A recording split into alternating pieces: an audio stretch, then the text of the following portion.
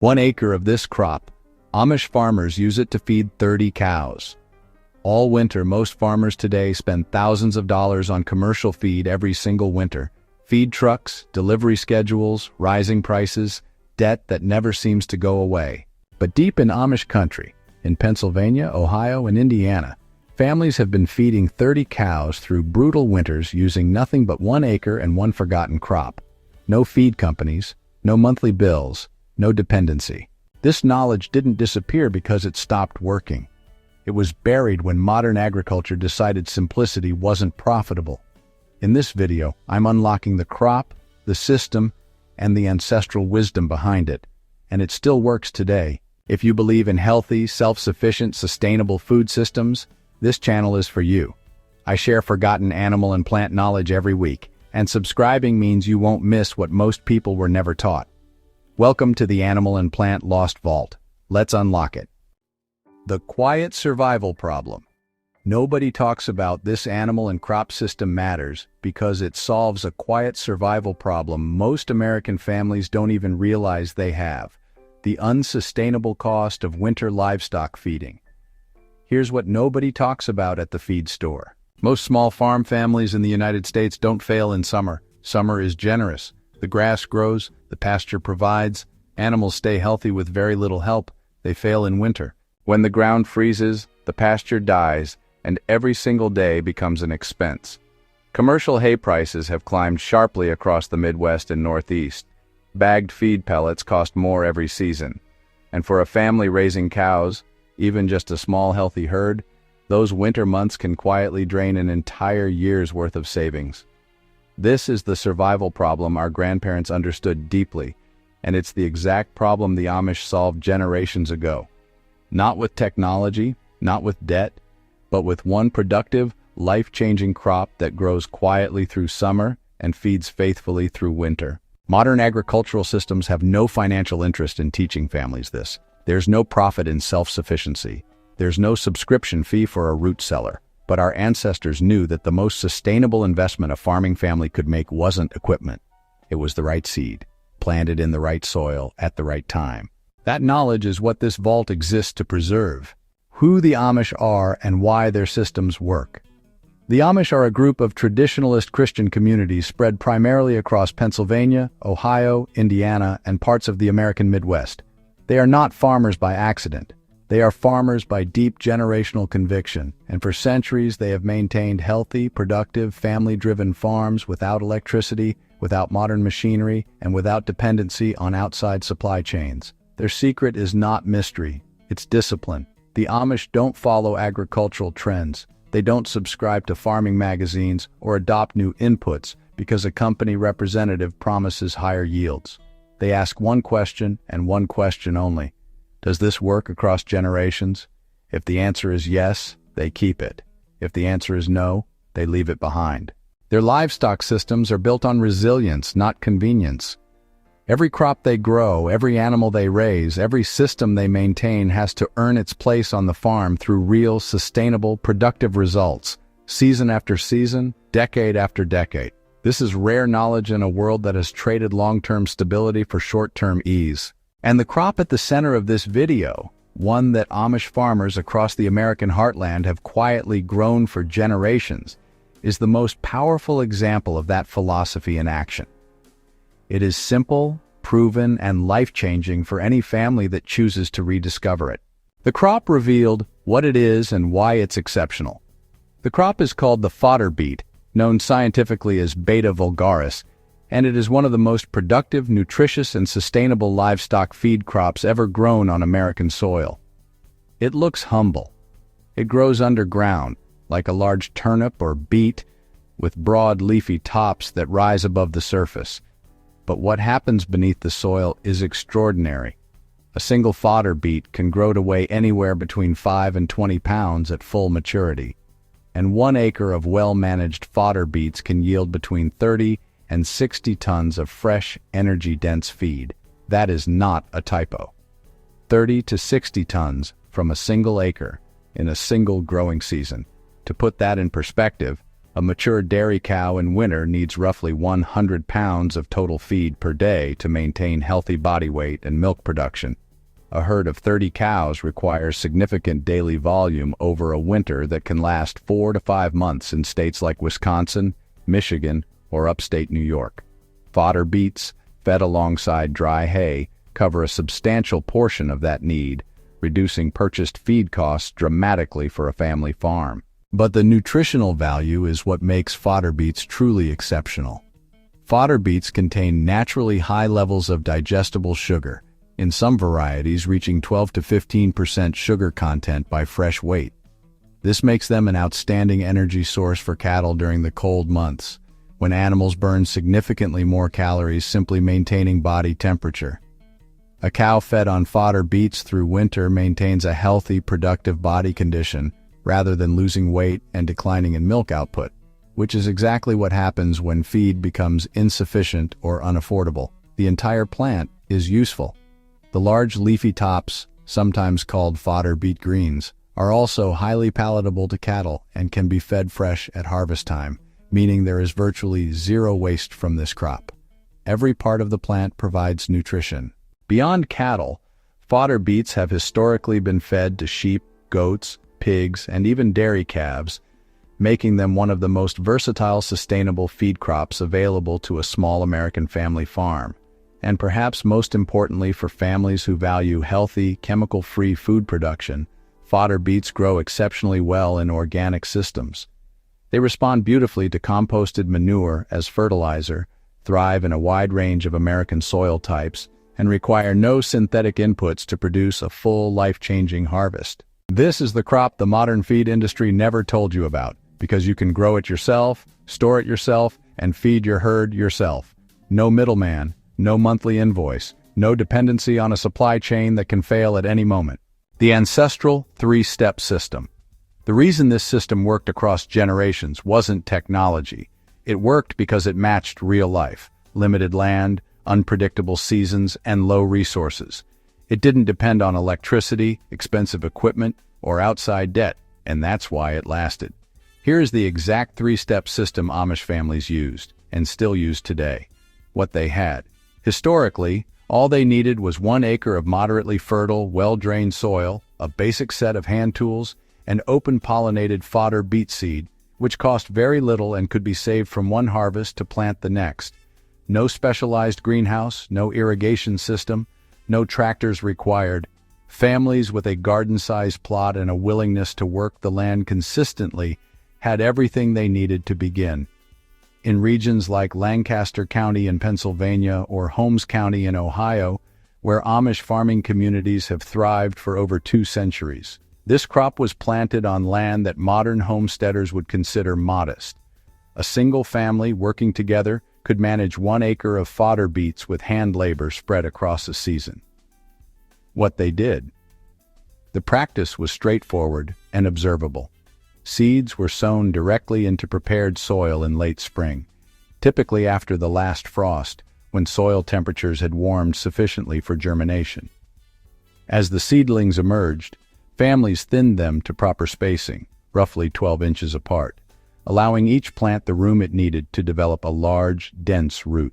Through the summer months, the crop required minimal intervention. The broad, leafy tops naturally shaded out competing weeds. Composted manure from the cattle themselves was applied as a natural fertilizer, closing the loop between the animals and the land that fed them. There was no maximizing, no scaling pressure, no outside inputs required, just consistency, tending the crop the same way, season after season. In early autumn, before the first hard frost, the beets were harvested by hand or with a simple hand plow, lifted from the ground, and the tops were separated for immediate feeding to the herd. Why it sustained? To maintain the system across winters and across decades, Amish families focused on one natural rhythm: proper storage. The harvested beets were either clamped in the ground beneath a thick layer of straw insulation, a method that kept them fresh and nutritious for months, or stored in cool root cellars where temperatures remained consistently low. Through the winter months, beets were fed to the cattle gradually, typically between 3 and 5 beets per cow per day, alongside their regular dry hay ration. This measured, consistent approach stretched the harvest across the entire cold season, providing steady energy, moisture, and nutrition to the herd from the first frost through early spring. And when spring returned and the cattle went back to pasture, the field where the beets had grown was left with improved soil structure, loosened, aerated, and enriched by the deep root growth of the beet plants. The land itself was healthier for the experience. Next season's crop would grow in better soil than the season before. That single natural detail, that the crop improved the land it grew in, is what made this system not just sustainable, but genuinely self-renewing across generations. Nutritional and survival payoff. Over time, this system didn't just provide feed, it created something far more valuable for American farm families: stability. Let's talk about what Fodder Beets actually delivered, nutritionally and economically, for the families who grew them, because this is where the true life-changing impact becomes clear. Healthy body condition through winter. Cattle that go into winter without adequate energy feed lose body condition rapidly. A cow that enters February thin and malnourished will struggle to reproduce in spring, produce less milk, and require expensive veterinary intervention to recover. This cycle of winter decline and spring recovery is one of the most costly and heartbreaking patterns in small farm management. Fodder beets interrupt that cycle entirely. The high digestible sugar content in fodder beets provides cattle with the energy they need to maintain healthy body weight even in the coldest months. Cows fed on this crop through winter arrive at spring in strong, productive condition, ready to breed, ready to calve, and ready to produce healthy milk for the family. That is not a minor benefit. For a farming family, a healthy herd in spring is the foundation of an entire year's food security and income. Reliable milk production.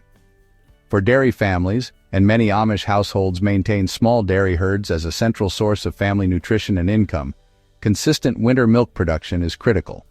A cow that is well nourished through winter continues producing milk reliably. That milk becomes butter, cheese, cream, and direct nutrition for the family table. Fodder beets, with their combination of high energy content and natural moisture, support consistent milk production in ways that dry hay alone cannot match.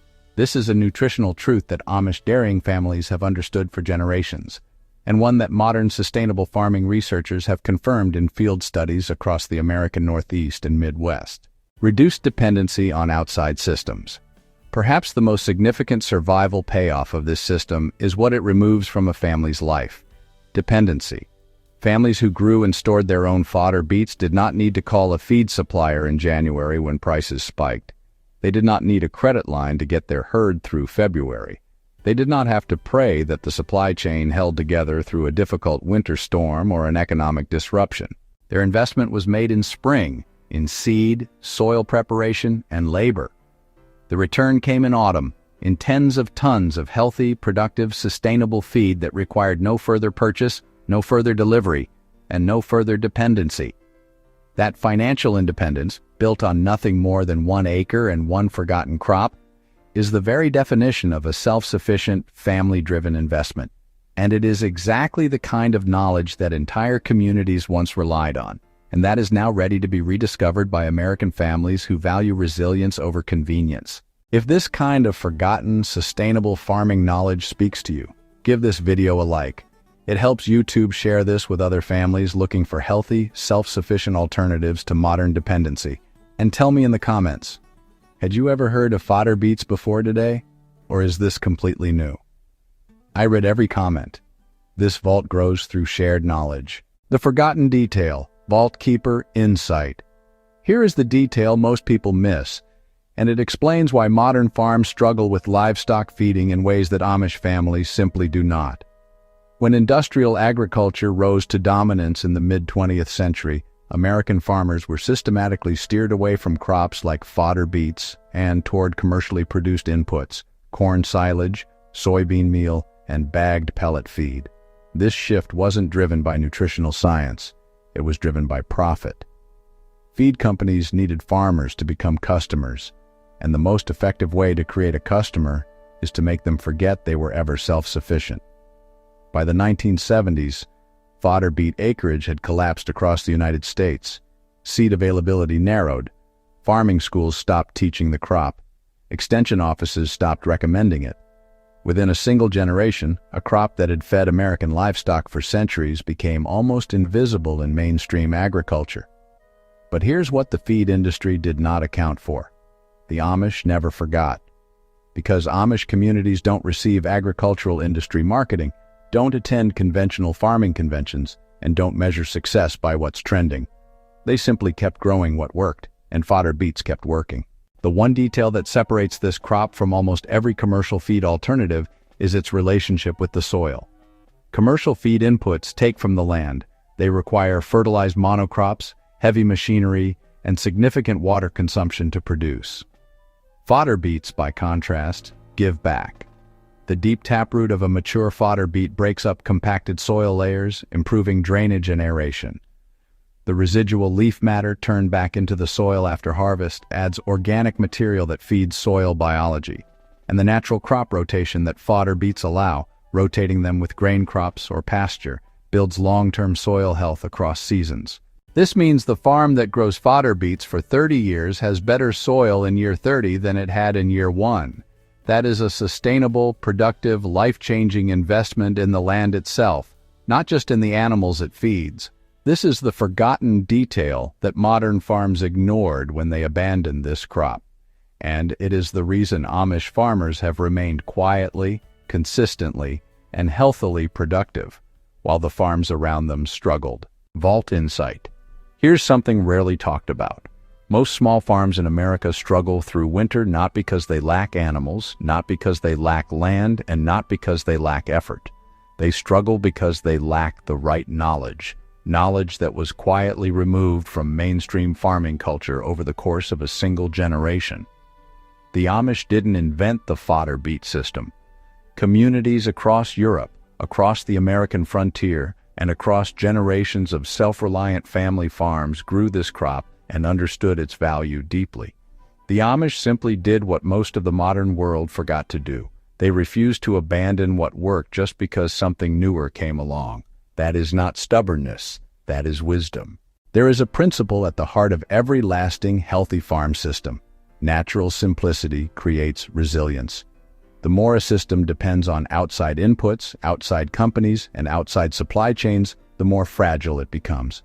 The more a system works with natural growth cycles, natural soil biology, and natural animal behavior, the more sustainable and durable it proves to be across time. Fodder beets are not a miracle. They are not a trend. They are the quiet, proven, life-changing product of a farming philosophy that asked only one question: does this work for families, in real conditions, across generations? The answer, for over 2 centuries of Amish farming in America, has been an undeniable yes. You don't need 100 acres. You don't need expensive equipment or a commercial farming operation. You need the right crop, the right knowledge, and the discipline to keep it simple. 1 acre, 1 forgotten seed, 30 healthy cows, all winter.